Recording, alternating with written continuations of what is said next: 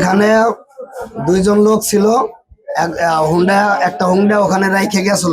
রাইখে টাকা পয়সা কালেকশন করে হয়তো টাকা পয়সা কালেকশন করে ওখানে হুন্ডা পার্কিং করে রাখছিল। যাওয়ার সময় একটা লোক হুন্ডায় উঠে বইছে আর একটা বসতে যাবে, এরকম টাইমে হঠাৎ করে মানে একটা শব্দ শুনলাম আমরা, যেমন টায়ার বাস্টিং হইলে যেরকম একটা শব্দ, ওরকম একটা শব্দ শুনলাম।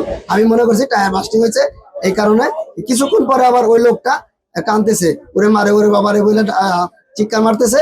এর ভিতরে মনে করেন যে সে বলতেছে আরে টাকা নাকি ছিল তাদের কাছে, সেটা ব্যাগ ছিল, ওই ব্যাগ নিয়ে চলে গেছে।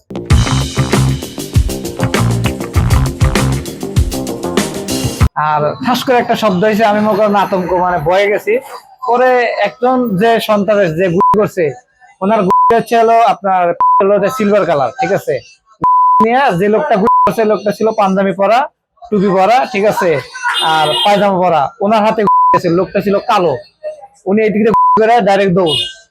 পরে যারা উনি আবার মনে করেন মানে চিল্লাইতেছে, তখন আমরা দৌড় বাইরে দেখছি। এই পর্যন্ত দেখাই, এই পর্যন্ত আমি দেখার পরে এরপরে আর দেখতে পাইনি, এরপরে গেছে গা। যার নিচে উনি যদি একবার চিল্লাইতো যে ভাই ডাকাত কি চোর, তাহলে কিন্তু আমরা ধরতে পারতাম। কিন্তু ওনারা যারা করছে, উনি নিজেই মনে করেন চিকুর বাইরে ও মা ও বাবার এই পর্যন্তই।